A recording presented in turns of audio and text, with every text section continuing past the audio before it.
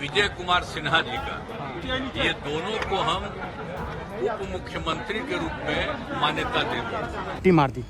देखिए, नीतीश कुमार जी पहले भी आदरणीय थे, अभी भी हैं और आगे भी रहेंगे। और हम लोगों का तो मुद्दा था कि रोजगार मिले, नौकरियां मिले, निवेश बिहार में आए, बिहार का विकास हो, ये हम लोगों का मुद्दा रहा है। ये दोनों मैं मुख्यमंत्री हूँ और मेरे बाद दो मुख्यमंत्री रहेंगे, एक सम्राट चौधरी जी और एक विजय कुमार सिन्हा। गिरा दी है सरकार। देखिए, ये वीडियो मैंने कुरुक्षेत्र में बनाया था, हरियाणा में बनाया था। बिहार के सभी प्रशासनिक ईओयू के सभी लोगों को पता है कि हरियाणा में मनीष कश्यप ने वीडियो बनाया था। ये कुरुक्षेत्र वही है जो धर्म युद्ध के लिए प्रसिद्ध है। तो ये लड़ाई जो है हम अपने लिए नहीं लड़ रहे हैं, हम लोग धर्म के लिए लड़ रहे हैं। मुझे भी पूरा भरोसा था कि मैं ये लड़ाई जो है अपने लिए नहीं लड़ रहा हूँ, बिहार के स्वाभिमान के लिए, बिहार के मजदूरों के लिए, बिहार के गरीबों के लिए, बिहार के छात्रों के लिए लड़ रहा हूँ। और शायद से सरस्वती उस समय जुबान पे आई। मैंने 1 महीना नहीं बोला, 2 महीना नहीं बोला, 10 महीना नहीं बोला, 12 महीना नहीं बोला। मैंने ये नहीं बोला कि अगला चुनाव में बिहार में सरकार गिरा देंगे। मेरे मुंह से निकल गया कि 180 दिन के अंदर सरकार गिर जाएगी, और वो होता हुआ आप लोगों को दिखाई दे रहा है। इसमें मुझे क्रेडिट देने की ज़रूरत नहीं है। इसमें कोई तो दैवीय शक्ति है, ईश्वरीय शक्ति है, जो ऊपर से हम सभी के कर्मों का डिसीजन लेता है, हम सभी के। तो 180 दिन मतलब सीधा होता है, 180 डिग्री मतलब सीधा हो जाता है, मतलब सरकार जो है सीधे सो गई।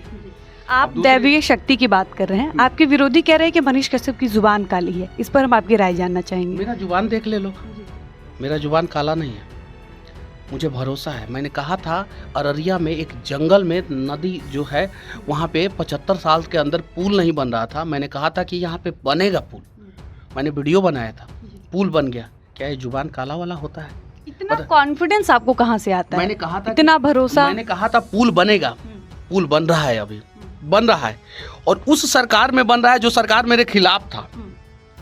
जरा सोचिए, सोचने वाली बात है कि उस सरकार में पुल बन रहा है जो सरकार मेरे खिलाफ था, और मैंने कहा तो कहीं नहीं तो कहीं जो है कुछ चीजें हैं। मैंने कहा था पुल गिरेगा, पुल गिर गया। इनको खुद भी नहीं पता। हालांकि हम कोई व्यक्तिगत टिप्पणी नहीं करना चाहते हैं, और हम इतना अपने लोगों को आश्वस्त करते हैं कि ना हम में गुस्सा है, ना हम में नाराज़गी है। हम बड़े संयम रूप से हम लोगों ने गठबंधन धर्म का जो है पालन किया है, और उसी हिसाब से हम लोग आगे जनता के बीच अपनी बातों को रखेंगे।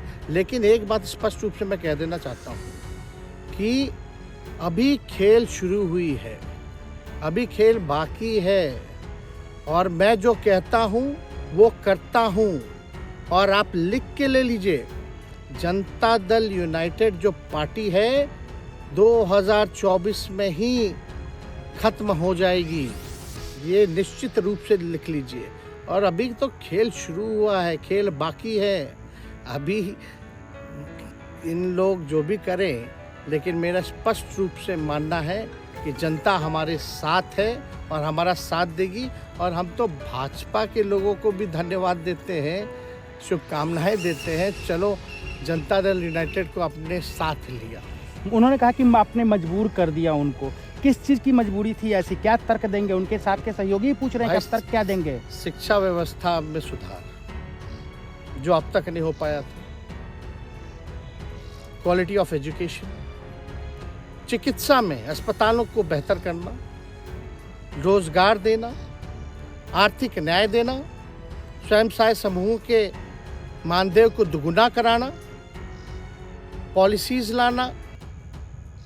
तो इससे सोच रहे थे कि भाई ये नौजवान है, हम इतने साल से मुख्यमंत्री हैं, अब तक ये काम 17 सालों में भाजपा के साथ डबल इंजन में रह करके नहीं कर पाए, और ये डिप्टी सीएम होकर के इनकी राजद के मंत्रियों ने इतना काम कर दिया, तो ये पच नहीं रहा होगा।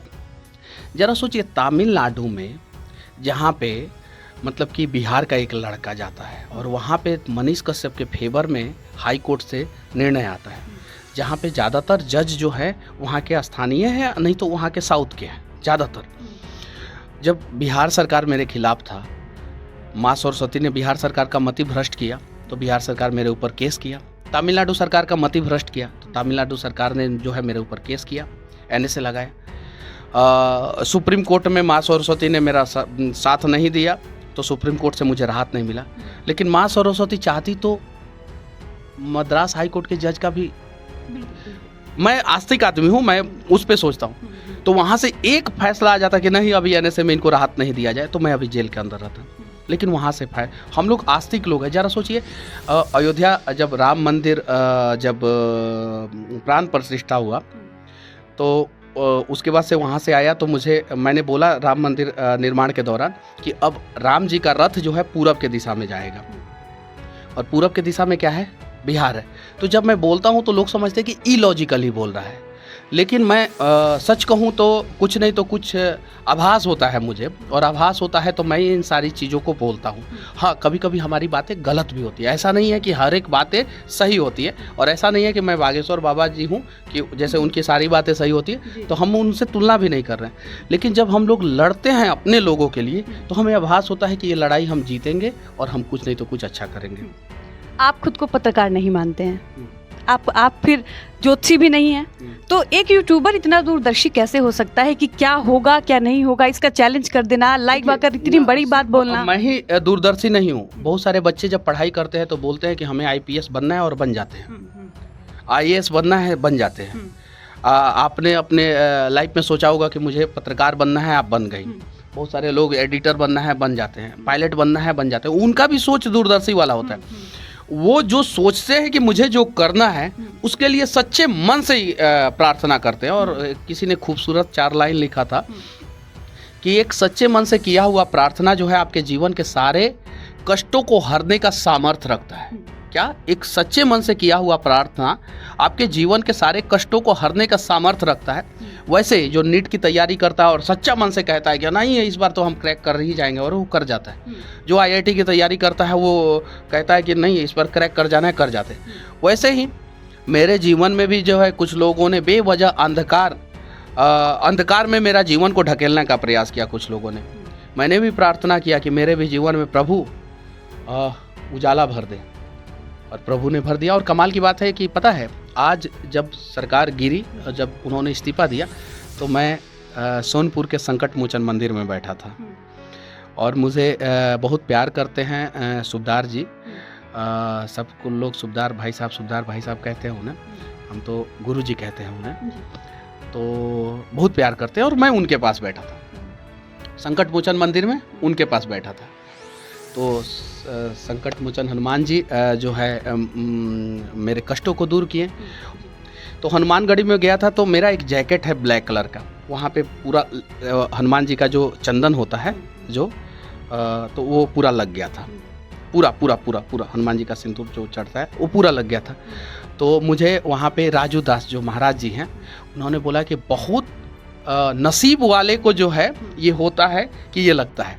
तो मैंने सोचा कि मैं उस जैकेट को साफ़ नहीं कराऊंगा। तो मेरे लोग जो है वो बोले क्या कि मनीष जी हम जब गए तो वो लोग चुपके से मेरा जैकेट दे दिए ड्राई क्लीनिंग में, और ड्राई क्लीनिंग में वो साफ़ हो जाता है। लेकिन ड्राई क्लीनिंग में वो ब्लैक कलर का जैकेट गया, उसके बावजूद वो साफ़ नहीं हुआ। हनुमान जी का वो प्रसाद आशीर्वाद। तो कुछ चीज़ें जो है आभास हो जाता है। वहाँ पे मैं अयोध्या गया था तो मुझे लगा था कि अब तो कुछ अच्छा होगा, ये चीज़ें हैं। तो ये सारी चीज़ें हैं, आप भरोसा कीजिए, हमें गुरु गोविंद सिंह पे भरोसा है। कुछ लोग कहेंगे गुरु गोविंद सिंह ने क्या किया था, हम तो देखे नहीं ना गुरु गोविंद सिंह को। उम्मीद है, भरोसा है कि इन्होंने कहा था कि चिड़ियों को मैं बाज बनाऊं और 1.25 लाख से 1 लड़ाऊं। तो मैं भी तो 1.25 लाख से लड़ ही रहा था ना, अकेले लड़ रहा था। इसलिए मेरे ऑफिस में गुरु गोविंद सिंह जी का फोटो है, क्योंकि हम लोग इन लोगों के पद चिन्हों पे चलने वाले हैं। मर्यादा पुरुषोत्तम श्री राम जी हैं, हम लोग जो है उनसे सीखने वाले लोग हैं। भारत का तिरंगा झंडा है, हम लोग उनसे प्यार करने वाले लोग हैं। तो हमें देश से भी प्यार है, हमें राम से भी प्यार है, हमें गुरु गोविंद सिंह जी से भी प्यार है, और ऐसे ऐसे लोगों से हमें सीखने को मिलता है, प्रेरणा मिलता है। जब ये औरंगजेब का खात्मा कर सकते हैं गुरु गोविंद सिंह, तो हम लोग भी तो कुछ ऐसे लोग हैं जो बिहार को बर्बाद कर रहे हैं, उनसे तो लड़ ही सकते हैं। ये दोनों मैं मुख्यमंत्री हूँ और मेरे बाद 2 मुख्यमंत्री रहेंगे, एक सम्राट चौधरी जी और एक विजय कुमार सिन्हा। ये दोनों मुख्यमंत्री रहेंगे।